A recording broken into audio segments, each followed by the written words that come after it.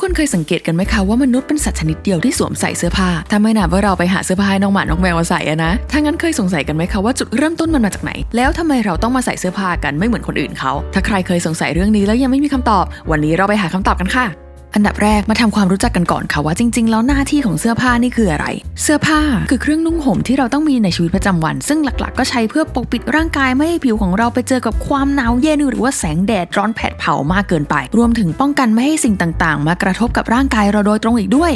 ถ้าจะถามว่ามนุษย์เริ่มหาอะไรมาสวมใส่ปกปิดร่างกายตั้งแต่เมื่อไหร่ก็คงต้องย้อนกลับไปที่อดัมกับอีฟไม่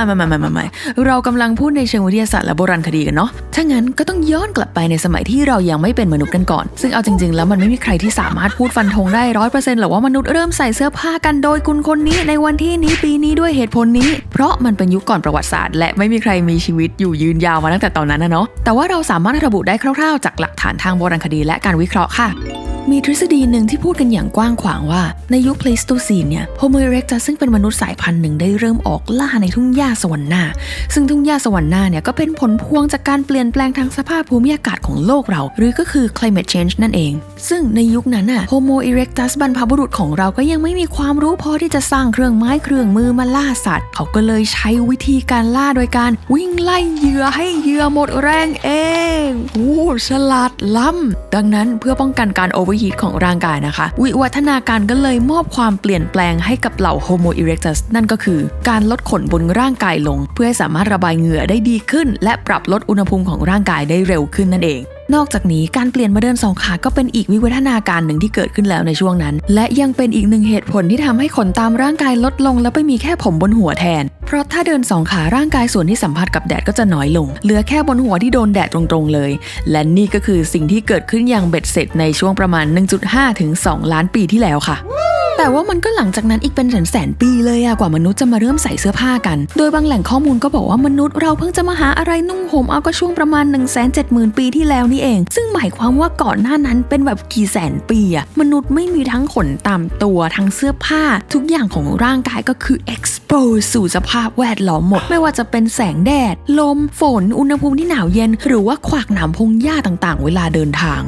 หลังจากนั้นมนุษย์ก็เริ่มอพยพย้ายถิ่นฐานออกมาจากอากาศอบอุ่นแถวแอฟริกาไปสู่ส่วนต่างๆของโลกที่มีอุณหภูมิเย็นกว่าค่ะซึ่งบางแหล่งก็บอกว่าอพยพออกมาในช่วง 100,000 ถึง 50,000 ปีที่แล้วบางแหล่งก็บอกว่าอยู่ในช่วง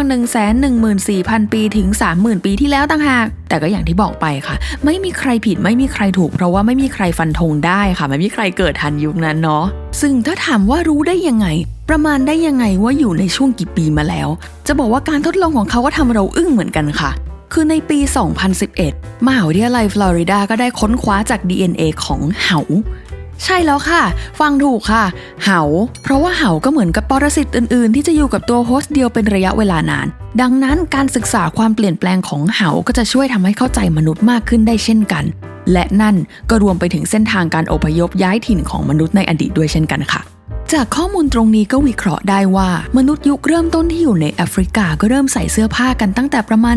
170,000 ปีที่แล้วก่อนยุคน้ำแข็งในช่วง 100,000 ปีที่แล้วซะอีก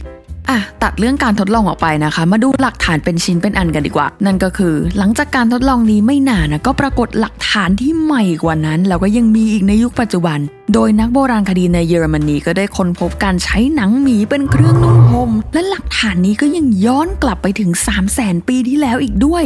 ยิ่งเล่ายิ่งเก่าขึ้นเรื่อยๆนะคะเนี่ยโดยหมีกับมนุษย์ในยุคนั้นเนี่ยด้านมีถิ่นที่อยู่ที่อาศัยแถบเดียวกันต้องใช้ถ้ำเหมือนกันด้วยดังนั้นจะเกิดการกระทบกระทั่งกันบ้างก็คงไม่แปลกค่ะแต่ว่าหมีถ้ำชนิดเนี้ยก็ได้สูญพันธุ์ไปตั้งแต่ 25,000 ปีที่แล้วนะคะไม่ต้องไปตามหาเนาะและเหตุผลว่าทำไมถึงเป็นหมีก็นอกจากว่าดันมีถิ่นที่อยู่เดียวกันแล้วก็เพราะว่าขนของหมีมันสามารถป้องกันได้ทั้งแรงลมที่พัดมาแล้วก็ให้ความอบอุ่นได้ในเวลาเดียวกันนั่นเองค่ะจึงถูกนำมาใช้เป็นเครื่องนุ่งห่มรวมไปถึงผ้าปูที่นอนเลยทีเดียวโหที่นอนขนหมีมันคงจะสบายน่าดูเลยเนาะโดยการนุ่งห่มหนังหมีที่นี้เนี่ยก็น่าจะเป็นแค่การเอามาห่มเฉยๆค่ะไม่ได้มีการเย็บปักถักร้อยอะไรให้มันเข้าที่เข้าทางนะคะเพราะว่ากว่าจะมีเข็มเย็บผ้าเกิดขึ้นก็ในอีก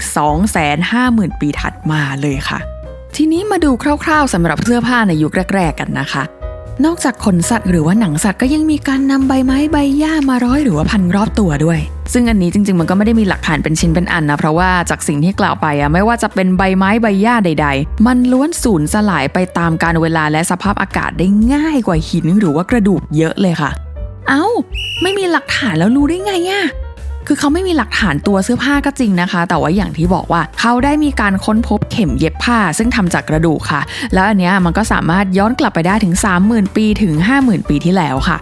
ต่อจากนั้นเขาก็ move on จากใบไม้มาเป็นอะไรที่ละเอียดละออกว่านั้นนั่นก็คือใยพืชชนิดที่ใช้กันอย่างแพร่หลายก็คือลินินซึ่งเป็นใยจากต้นแฟกซ์ค่ะแล้วก็ผ้าไหมซึ่งเป็นใยที่ได้จากหนอนไหมล่ะถามอยู่ได้ก็หนอนไหมไงเล่นทำไมเนี่ยมุกนี้เล่นทำไมแล้วต่อมาชาวยุโรปก็ได้อิมพอร์ตต้นฝ้ายจากอเมริกามาทำให้มันปังปุริเย่ไปทั่วโลกจวบจนถึงปัจจุบันเลยค่ะในคลิปนี้นะคะถึงแม้เราจะไม่ได้มาเล่าประวัติศาสตร์เสื้อผ้าในแต่ละยุคตั้งแต่ยุคหินจนถึงยุคปัจจุบันแต่ว่าเราก็มีของแถมค่ะซึ่งก็คือเกร็ดเล็กเกร็ดน้อยเรื่องขนนั่นเองค่ะ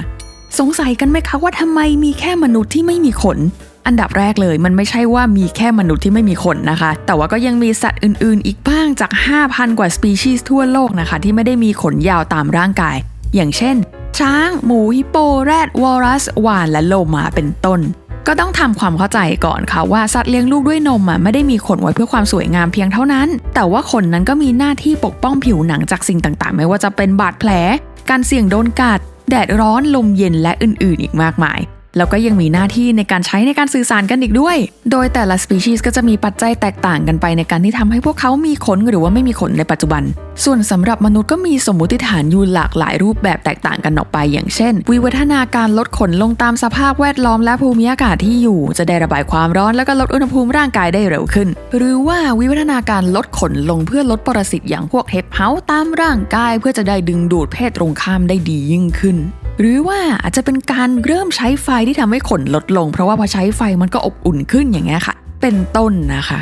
ใครที่ดูคลิปมาถึงตอนนี้ก็หวังว่าจะคลายความสงสัยกันไปได้ไม่มากก็น้อยนะคะและถ้ามีข้อมูลตรงไหนผิดพลาดประการใดเราก็ขออภัยมาณที่นี้ด้วยค่ะถ้าใครมีข้อมูลเพิ่มเติมก็อย่าลืมพิมพ์มาใต้คอมเมนต์นะคะพวกเราก็จะได้มาเรียนรู้กันเพิ่มเติมไปด้วยกันด้วยถ้าใครชอบคลิปนี้ก็อย่าลืมกดไลค์กดแชร์ให้เพื่อนคลายสงสัยกันแล้วก็กด Subscribe เพื่อติดตามคอนเทนต์แบบนี้ต่อไปนะคะสำหรับวันนี้เราก็ต้องขอตัวไปก่อนแล้วพบกันใหม่คลิปหน้าค่ะสวัสดีค่ะ